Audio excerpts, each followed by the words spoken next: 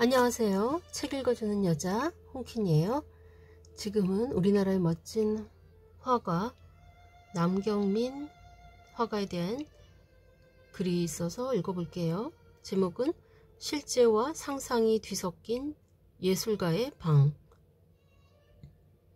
소설가 황석영의 작품 중에 수인이라는 제목의 책이 있다. 2017년에 발간됐고 작가의 자서전 같은 내용이다. 오랜 시간을 교도소에서 보낸 그이기에 감옥에 얽힌 일화가 많이 나온다. 무엇보다 인상적인 것은 책 제목이다. 가둘수 사람인, 입구자 안에 사람인자가 들어있다. 사방이 막힌 방 안에 갇혀있는 사람 모양이다. 뜻 그대로 감옥에 갇힌 사람을 말한다. 소설가 조정래도 일찍이 자신을 스스로 글감옥에 가두었노라 밝힌 바 있다. 프랑스 대문호인 레미제라블의 저자 빅토르 위고도 마찬가지다. 그는 아침에 일어나자마자 알몸으로 글을 썼다고 한다. 오후가 돼서야 하인에게 옷을 가져오라 시켰다고 한다. 작업실 밖으로 나가고 싶은 마음을 스스로 다잡기 위해서였단다.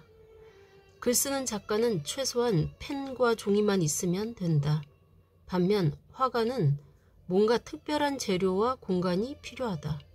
이른바 동백림 사건, 동베를린 사건에 연루돼 투옥됐던 고암, 이응로 일화가 좋은 예다. 그림 그릴 변변한 재료가 없는 감옥에서 이응로가 사용한 재료는 밥. 먹으라고 준 밥을 찰흙처럼 주물러 반죽해서 조각 작품을 만들었다. 담배 포장지로 쓰인 은박 종이 위에 뾰족한 철사로 그림을 그린 이중섭의 은지화도 비슷한 경우다. 이처럼 화가는 특정 물질로 된 재료를 다룬다. 소설가가 원고지에 쓴 자필 원고, 작곡가가 음표를 표기한 오선지는 그 자체가 작품이 아니다. 물론 작가의 혼이 담긴 중요한 자료이긴 하다. 소설 원고는 책으로 만들어진다. 그렇다고 책 자체가 작품은 아니다. 독자가 그 내용을 읽어야만 비로소 작품이 된다. 음악도 마찬가지. 작곡가가 오선지 위에 표기한 음표나 제작된 음반이 완성된 작품은 아니다. 실제로 연주되고 음반을 통해 나오는 소리를 들어야 비로소 작품으로 완성된다. 반면 미술은 작가가 사용하는 물질, 즉 재료 그 자체가 완성된 작품에 가깝다. 이런 점에서 미술을 물리적 실체로 구현된 철학적 사유의 결과물이라고 정의할 수 있다. 최근엔 눈에 보이지 않는 개념이나 디지털로 존재하는 비물질 요소를 작품으로 인정하는 경향도 있다. 이런 측면에서 보면 어떤 예술가보다도 미술가, 특히 화가에겐 작업실이 중요하다. 예컨대 소설가나 시인, 작곡가는 산책하면서도 작품을 창작할 수 있다. 반면 화가들은 그럴 수 없다. 설령 산책하며 구상했더라도 작품은 결국 작업실에서 완성되기 때문이다. 심지어 팝 아트의 황제 앤디 워홀은 자기 작업실을 팩토리, 즉 공장이라고 부르기도 했다. 이처럼 작업실은 화가들에게 없어서는 안 될 가장 중요한 공간이다. 창조의 산실이다.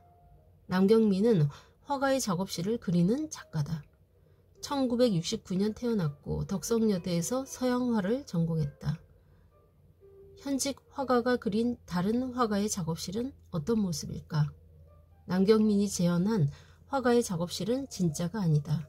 실제가 아닌 허구, 철저히 상상으로 구현한 공간이다.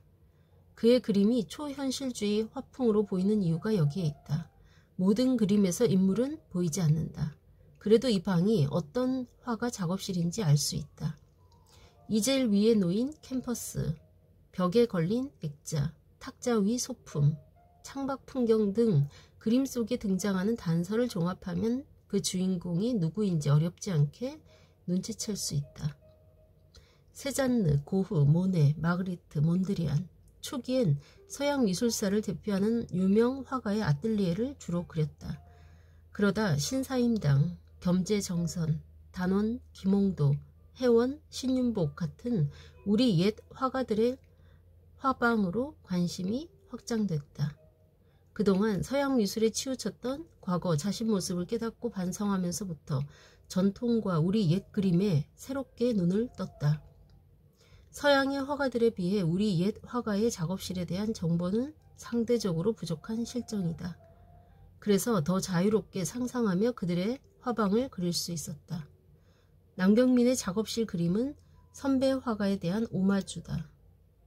최근작 윤동주의 방 시리즈도 이런 맥락에서 제작됐다. 이번엔 화가가 아닌 시인이다. 윤동주의 방 1은 낮, 윤동주의 방 2는 밤의 풍경을 상징한다. 각 그림의 배경은 만주 용정에 있던 윤동주 생가와 일본 유학 시절 하숙방이다. 상상으로 구현한 시인의 방에서 식민지 시절 섬세한 감수성으로 시대의 아픔을 온몸으로 겪었던 젊은 시인의 비극적 일생이 헤아려진다. 남경민 그림엔 수수께끼처럼 비밀스러운 장치가 곳곳에 감춰져 있다. 대표적인 것이 창문이다. 그림 속 창문을 통해 안과 밖, 사실과 허구의 세계가 교차하는 상황이 연출된다. 2차원 평면에서 3차원 공간감을 느끼게도 한다. 창문과 더불어 자주 등장하는 소재는 거울과 나비다. 윤동주의 방에서도 거울과 나비가 중요하다. 거울에 비친 형상은 그림을 이해할 수 있는 암호 같은 장치다. 마찬가지로 나비는 현실과 상상의 세계를 오가는 전령사 역할을 한다. 호전몽. 남경민 그림은 하나씩 꼼꼼히 뜯어볼수록 신비롭기만 하다. 네, 이상입니다. 멋진 글을 쓴 분은 건국대 현대미술학과 이준희 교수의 작품에 대한 좋은 설명이었죠. 네, 남경민 화가의 작품들 멋집니다. 네, 이분의 작품들을 인터넷에서 찾아서 보시면서 제가 읽은 글을 듣고 또 들으면 더 좋겠죠. 지금까지 멋진 글 읽어주는 여자 홍퀸이었습니다.